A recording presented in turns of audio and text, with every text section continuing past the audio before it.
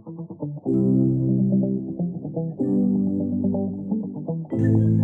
this is a kind of a fun episode here today because we have a repeat guest here. Christy joins us. She's been on with earlier episodes, as you know.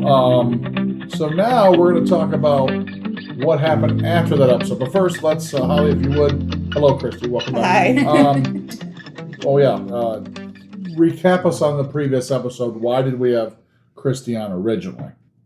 So Christy came on to talk about divorce and abusive relationships, abusive marriage, and gave really good advice on how she managed to get through it and what people should do if they're in a similar situation. And now she's found herself in a new situation, but... So let me ask you this, just to kind of recap. Emotional abuse or physical abuse or both? All. Okay. So you went certainly through some crazy shit then. I had physical abuse, a lot of mental and emotional abuse, physical abuse, neglect. I would have to say, though, that, like, if I had to pick and choose, I would say it was more the physical and the verbal. Okay. Which then will not make will your emotional abuse will compound. I mean, it all works on each other. It does. Yeah. It does. And it makes, I've always said, like, a broken bone or a bruise will go away. I mean, in a cast or no cast or whatnot.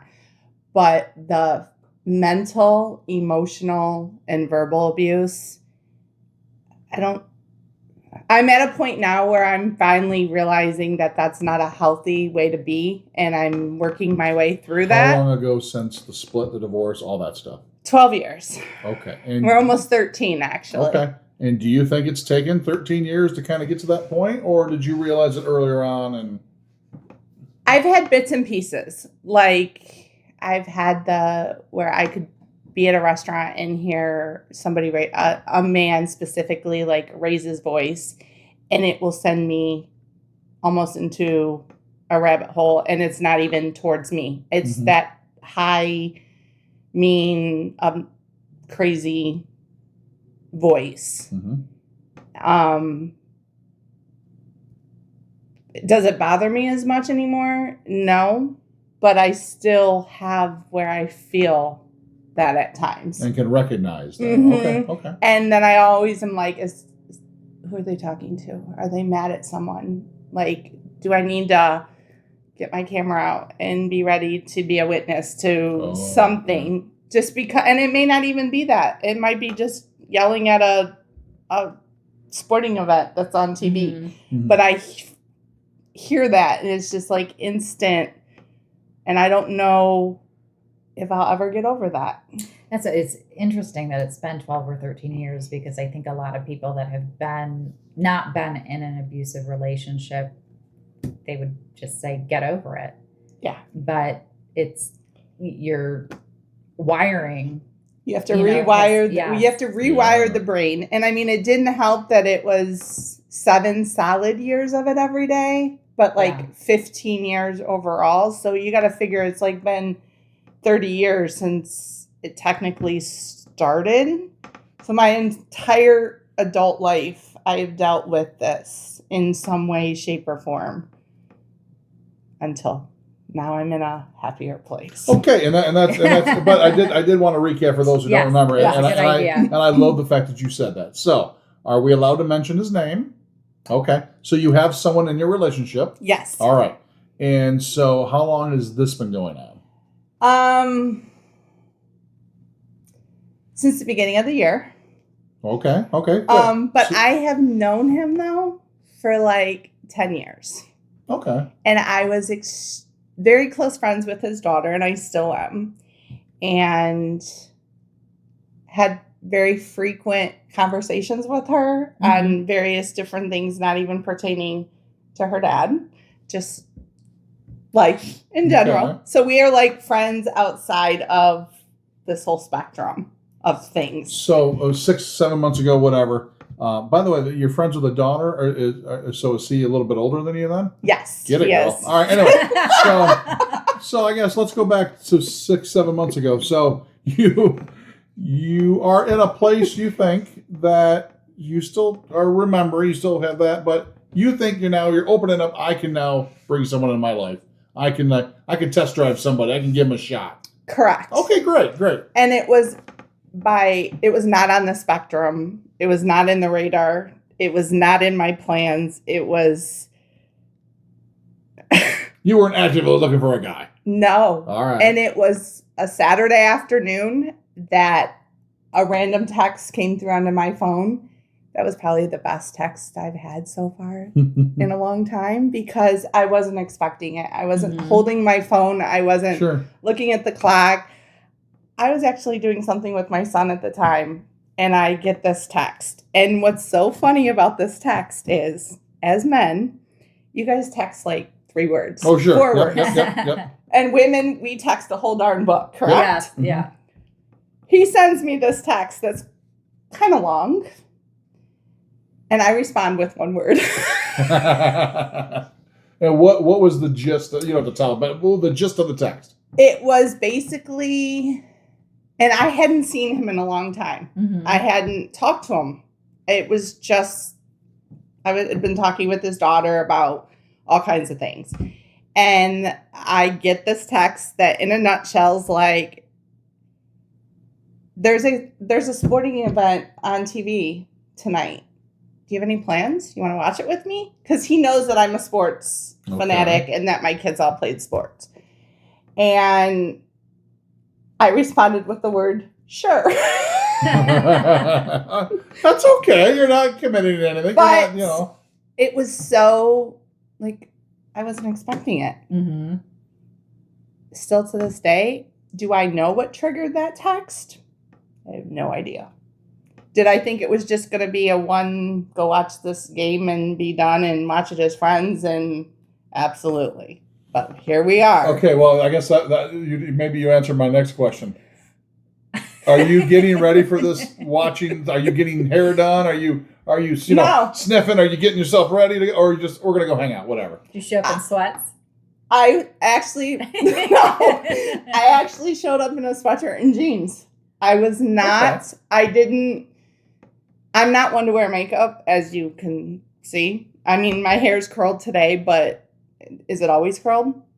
No. So I did absolutely nothing out of the ordinary than I would any other day. Because to me, I didn't know what to expect. I just was like, oh, this is cool. Can go watch this game and have fun, and why not? Okay. You watch a game. When did you go, uh-oh, this might be a little more something than his friends? It wasn't that day, but it was, hey, this was fun. We can do this maybe another time. And we did. We both enjoy nature. We both enjoy walking and being outdoors. And so it was, hey, you want to go for a walk? Did he initiate that, or was that you? No, that was him. Okay.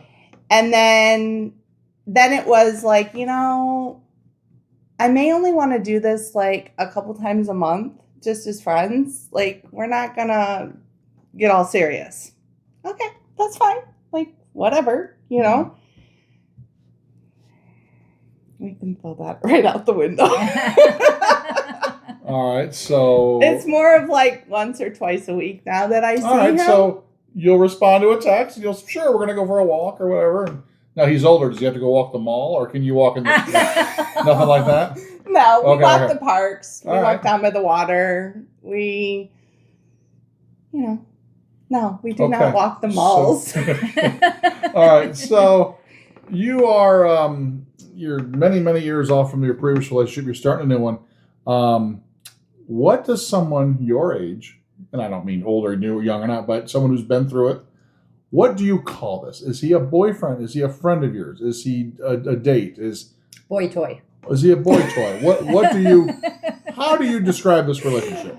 So this is kind of funny because I've asked him that, and he's like, I don't put a title on things. Okay. Okay. But he's like, I guess we're exclusive and we're a couple. Okay, we just don't have it like per se a title. Now, so you his are daughter, exclusive okay. Yes, but his daughter's like, yeah, that's my dad's girlfriend. Okay. Perfect.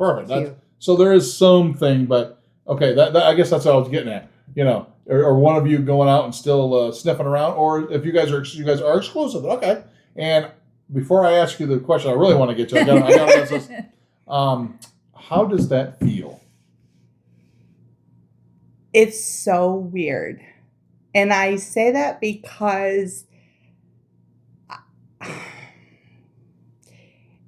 it's so nice to be with somebody that you can like laugh with and joke with and say whatever you want to say and dress however you want to dress and eat whatever you want to eat and not have to worry about what's coming next, if that makes any sense. There's going to be some sort of weird reaction to something Correct. You do. Okay. And am I scared? Do I still look for red flags? Do I get anxiety at times? 100%. But is he slowly proving that there's not a lot of red flags there? Yes, and he has from day one. Like he has been very gentle, very sensitive, very understanding. He didn't know. He knew I was divorced. He knew I had an ex-husband that was a monster. He knew I had boys. He knew some of my favorite things just from knowing him from all these years. Did he know all the abuse that I went through? No. So that was like a conversation right at the beginning, kind of in the beginning, that I started to break down and be like, hey, I need you to understand my past for you to understand me. Because if you don't understand this past, you're going to think I'm crazy or I'm going to give you a lot of challenges. He honestly doesn't understand how any man could hit or be mean to any woman. Like, just leave. Like, right. So that whole perspective, he doesn't get. So as a survivor, he went and did his own research and he tried to figure out what not to do and what to do in certain circumstances. So like he asked for like what's trigger words or so he doesn't say them, or if I've never been able to cry when I was married, because if I cried, there was always a repercussion for that. So now that I'm able to like kind of let my walls down and show my emotions, if I cry, he'll be like, it's okay, cry. Like, I'm not going to make fun of you. I'm not going to hit you. Just cry. Like, do what you need to do. Get it out. Get it out. Yeah. I do have to say, though, from the last time I was here, I told you that I had never received a bouquet of flowers. Mm-hmm. For my birthday, I did. Yeah? How did he know to send you flowers? Well, I don't know if he's a man that just sends them, because I didn't exactly ask him, hey, why did you send me flowers? Mm-hmm. But in conversation, as well as he did watch my previous podcast on here. Okay, so let's bring that up. So you told him to, or that's part of his research? Both. I mean, I didn't tell him. I said, hey, I went on and I did this podcast and it talks about my previous life and what I've went through. Here's the name of it, how you can get to it. If you want to read it or want to watch it, go ahead. If you don't, go ahead. And he did. And he said that there was a few things in there that he didn't know, but most of it was stuff that I had already talked to him about. Mm-hmm. And thought I did a great job and caught on to the part that I didn't ever get flowers. So not only did I get flowers, but they were my favorite color. So this is an educational podcast also. Yes, exactly. Not only are we are educational, but at the same time, we're helping people to do that. When was your birthday? In March. Okay. All right, cool. Okay. Okay, well, that's great. So you came to the point where, this guy's sticking around. We better tell him what's up. And nothing changed though. He's been very supportive. Mm-hmm. Very. Okay. I mean, consistent. Very consistent. I mean,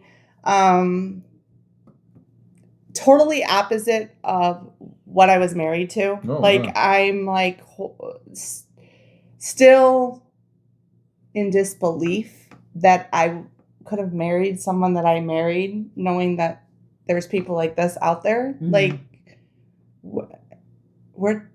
what didn't I see so many years ago? I think we talked about that before. You were young. Yes. We got married up. Hey, this is what you do next. You just go, okay, we get married. Yeah. Yes. Right. Yes. So very, like I said, he's done he's researched like just simple things as well as complex things. He's like, we were having just throw this out there. We were having a discussion this past week, and sometimes when we have a discussion, I need to walk away, not because I'm scared of him, just because I personally want to just be in my own little section for a second, regroup, maybe put the tears away and come back. And we were having a discussion this past week, and it happened to be in his car. We were driving home from an event, and he had said he wanted to talk to me, and I was like, okay, well, whatever. And that's the other problem is, like, in my marriage, when it was, we need to have us talk. Oh, great. Because here comes the argument. Here comes nothing's going to be solved. And here comes, I'm going to end up hurt. And so when he says, I need to talk to you about something, the anxiety starts. Mm-hmm. And it would for me too. And he says to me, it's normal, Christy.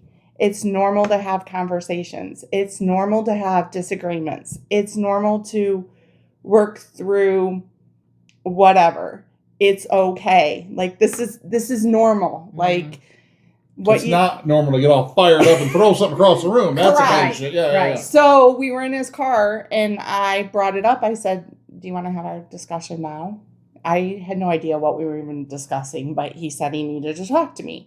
And he's like, well, we can do it later, because are you going to need your time to walk away?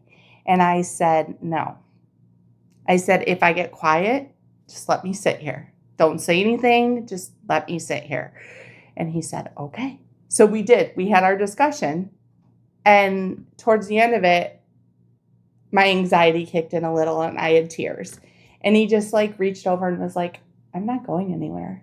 It's okay. Like, we're going to figure this out. We're going to come up with a solution. In my marriage, that would have never happened. Oh, yeah. That would have been, the solution would have been for me to be hit or thrown down the steps or yelled at or withheld dinner or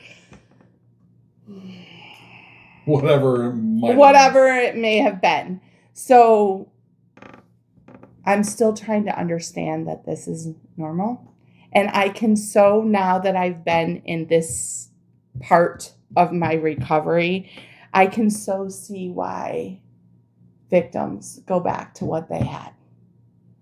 Well, at the beginning, we talked about how we're wired. Yes. And when we're wired a certain way, we go back to what we're comfortable with. Correct. Because at the beginning, as much as it was fun to be with him, and still is, my brain was like, I was trying to sabotage it any way I could, because it was like too good to be true and too nice. But everything he's done from the beginning, he's still doing. Like, there's no like where I went, wait a second here. No. So for the listeners, what are some of those things that he's been doing? Well, very understanding. Mm-hmm. If I say, like, I'm fine, he'll go, I know you're fine, but I want you to tell me what's bothering you. Like, we're going to sit down and we're going to have this discussion. Listens. Doesn't do the, like, you're crazy or you're blowing this out of proportion. It's more like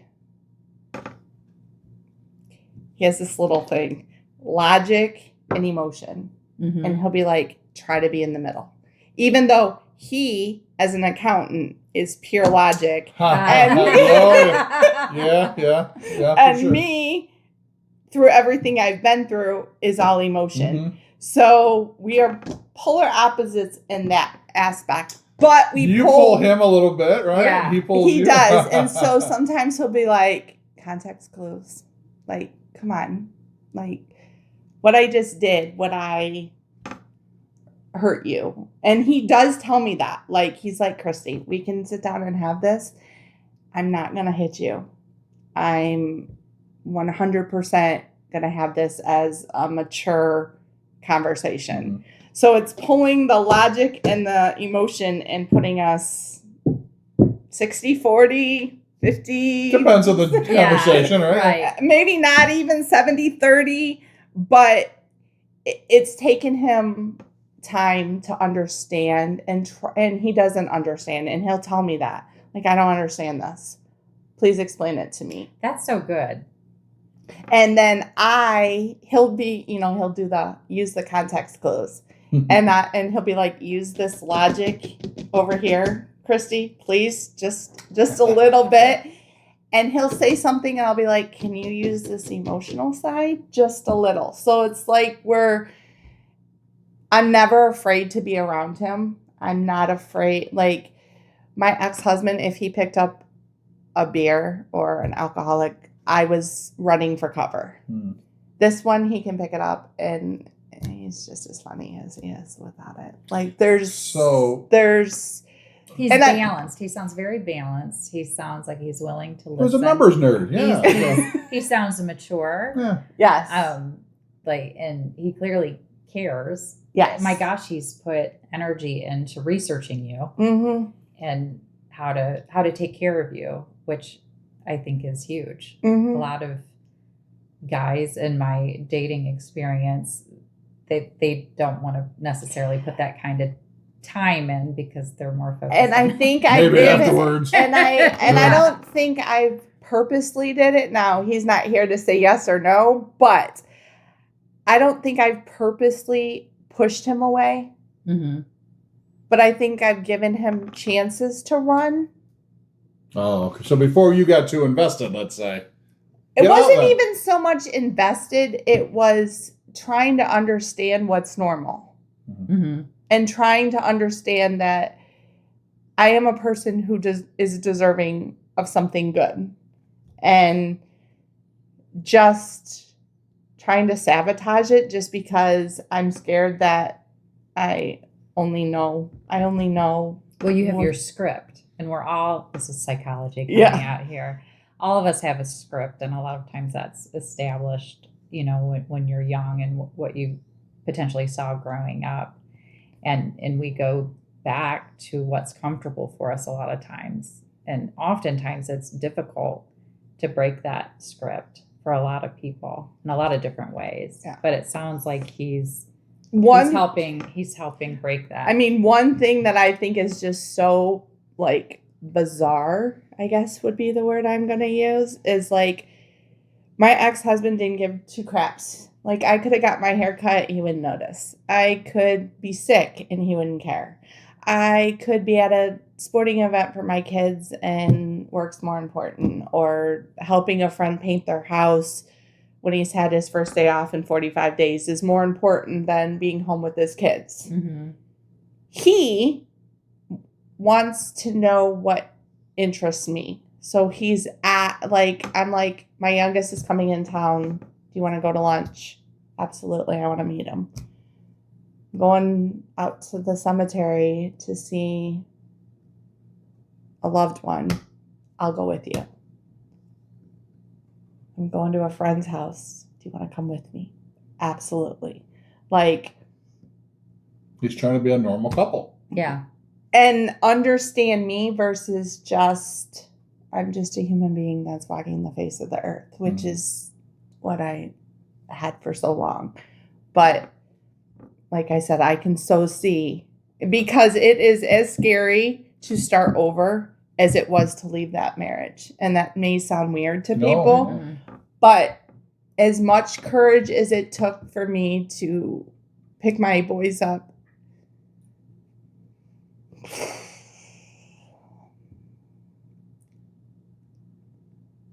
and leave, as scary as it was to start over.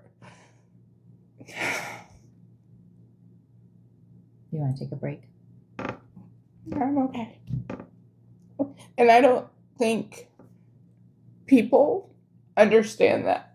They just think they're crazy or get over it or like that was your past.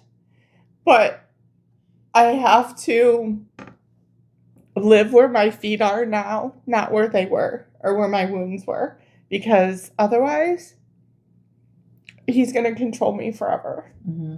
And that's a good way to look and I at don't it. think people understand that. Like,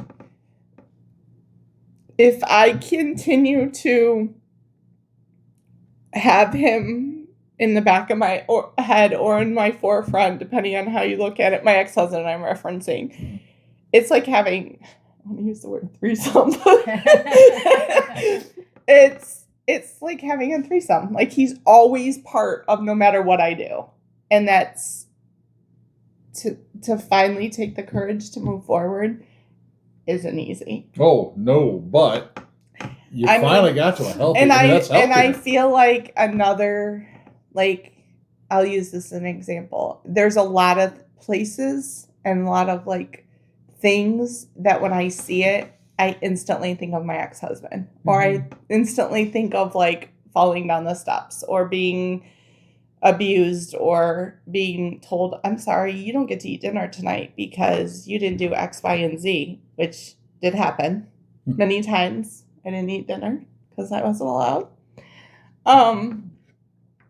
But I was at a concert a couple weeks ago. I volunteered to work a concert, and I saw the set list. And the set list had a song on it that every time I would get hit or yelled at or degraded or neglected, that song would be played to me. Like, it was like an I'm sorry.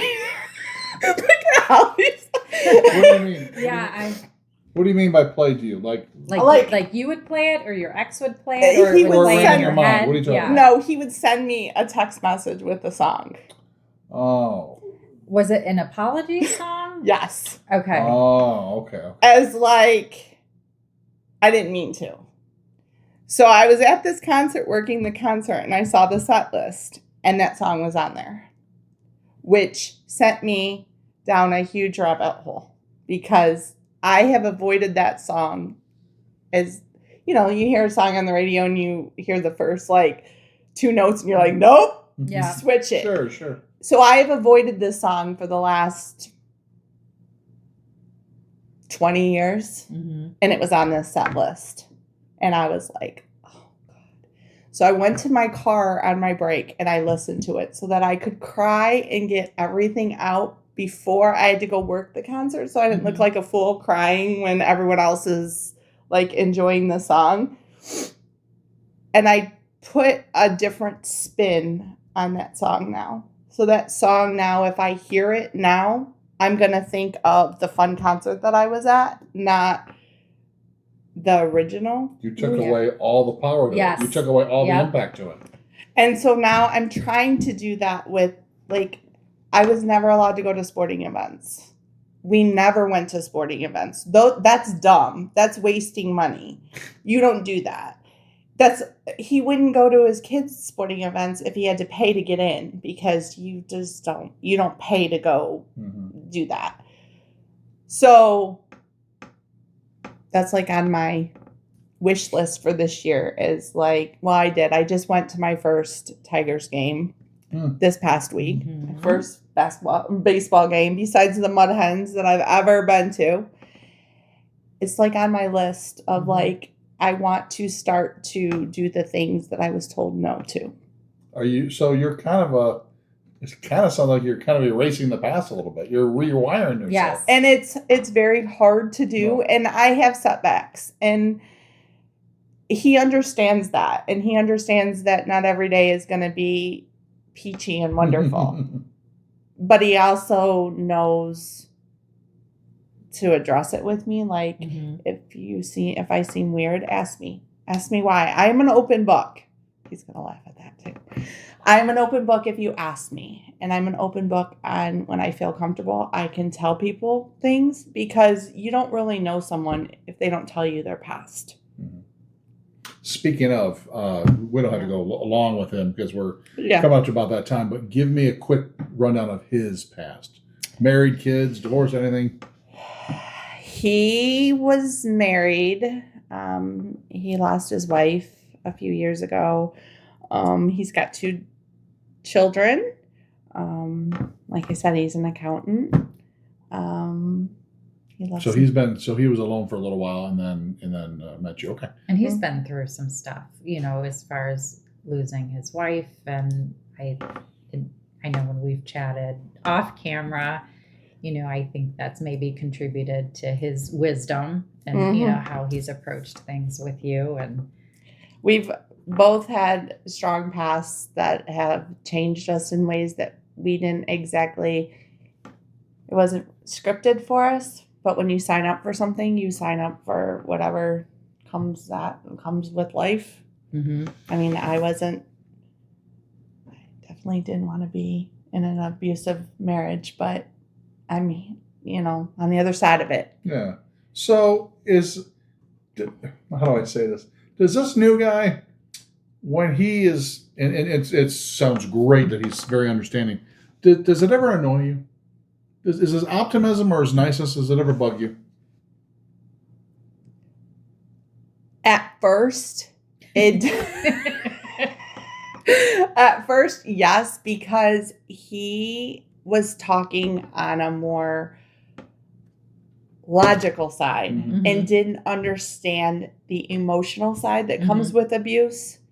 Never once did he say, like, you're crazy or any of that, but didn't quite understand it. But you said it best. He didn't. How in the hell would you hit anybody? How in the hell would you do it? That's logical. Most guys, what the hell we do? So he does not know the emotional to it. No, until I explained it to him. Yeah. And like explaining, like, for instance, I just said the food thing and your eyes got real big. There were many nights I didn't get to eat dinner because I didn't have the food ready when he walked in the door. So therefore, the kids and him all got to eat. If there was any left, I could. If not, eat breakfast tomorrow.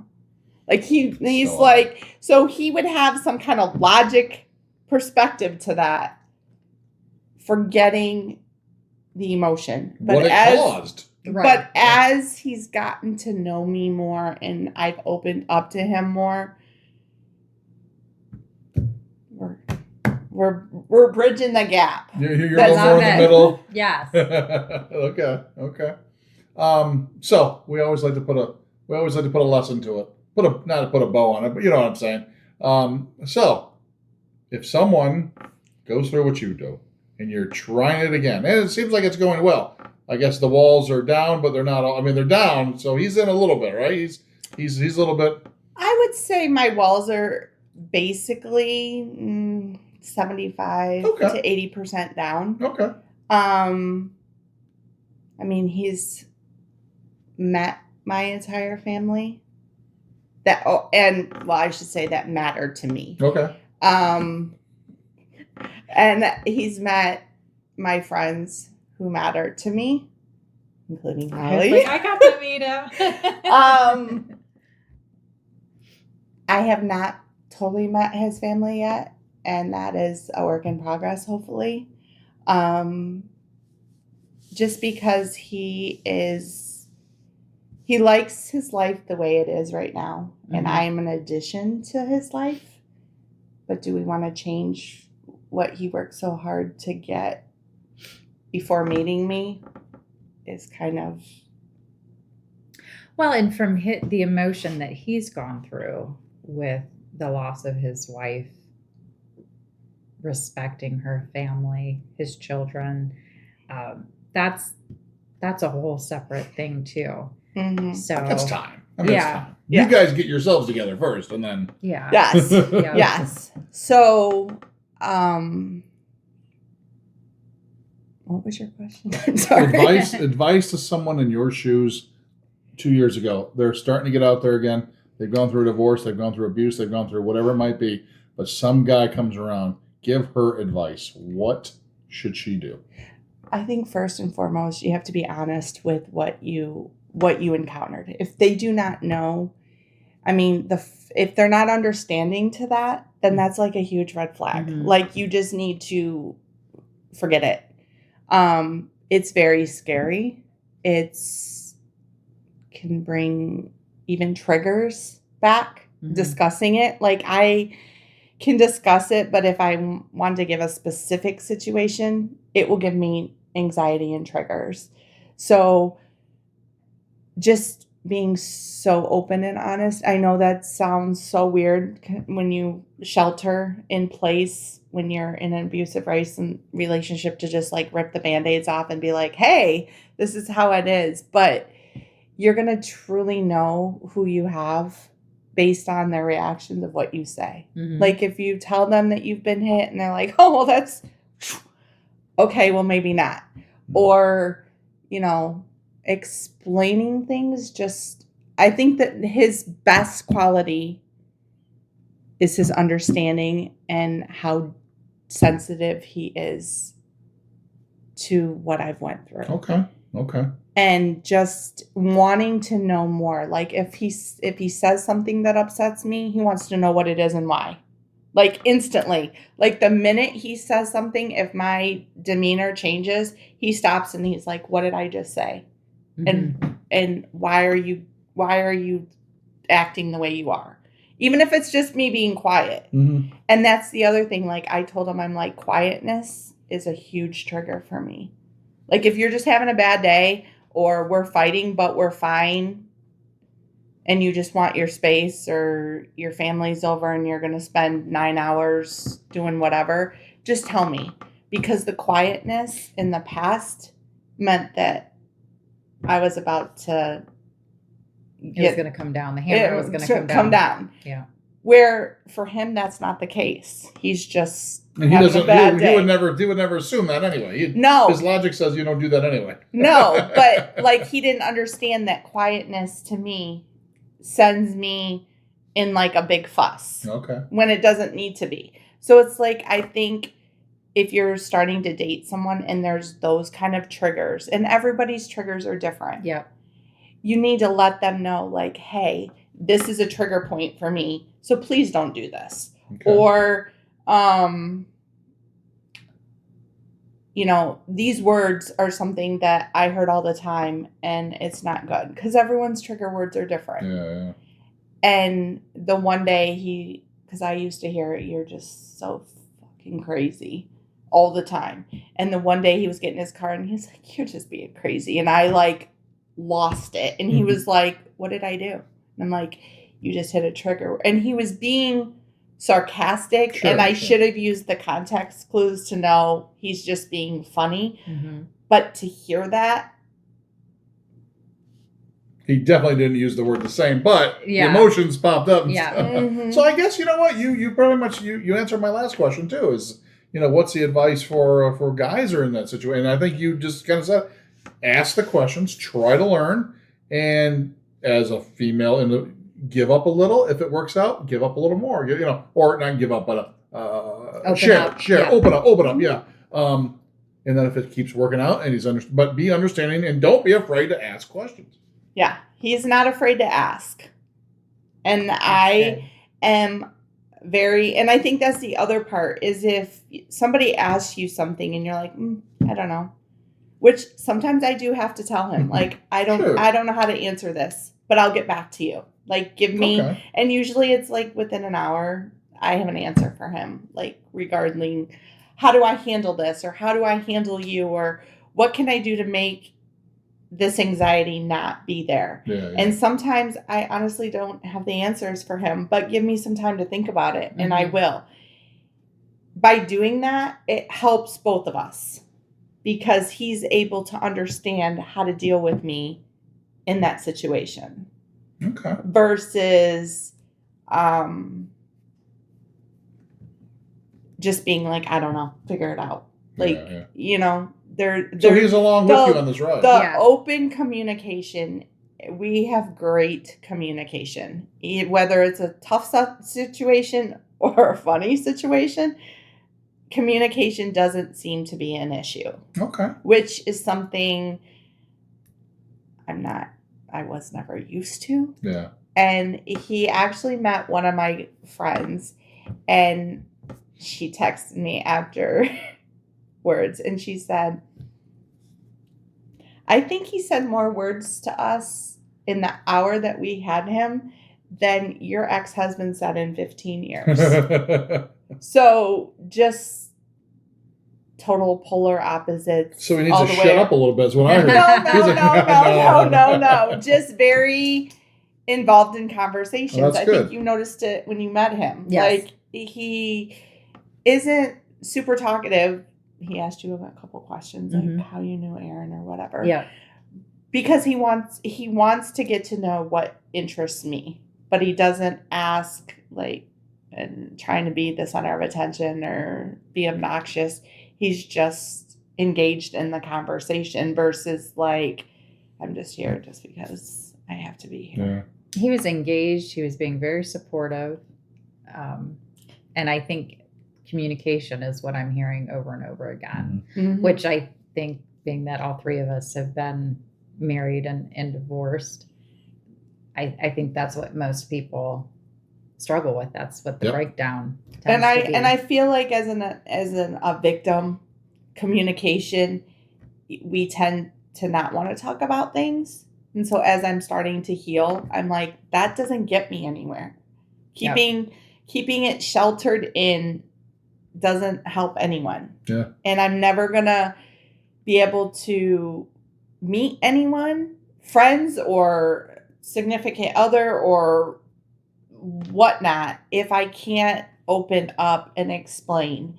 And I mean, like back to where I said, like the guy raising his voice, like I could never work in a business where I had to deal one-on-one with a guy because I was so intimidated by what happens if I make the wrong mistake. What it happen? Yes, it's a work environment, but is he going to degrade me? Is he going to do this, and this?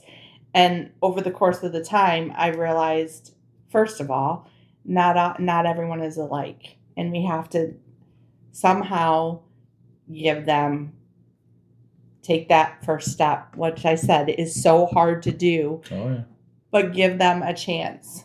But like he knows. He has more to prove than probably anyone else because he's following behind a complete monster.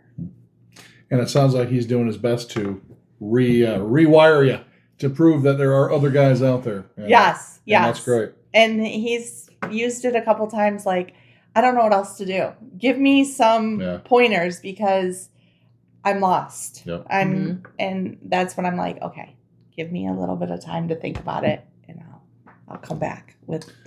Well, speaking of coming back, I hope you do. I hope we do this again and we still have continued good stories and all that stuff. But we'll, of course, check in with you again all right. and all that stuff. But I do appreciate you. Thank you. Sharing with us again. Yeah. So I know it's tough, and I can. You were right when she mentioned him. A little change went on, and I'm glad to see it. And it's good to see you. And at the same time, you got a nice guy you can communicate with, and your taxes are now done. That's great. This has been a presentation of the Through It podcast. Conversations about surviving, healing, and growing. With your hosts, Holly Rogers and Paul Spurl.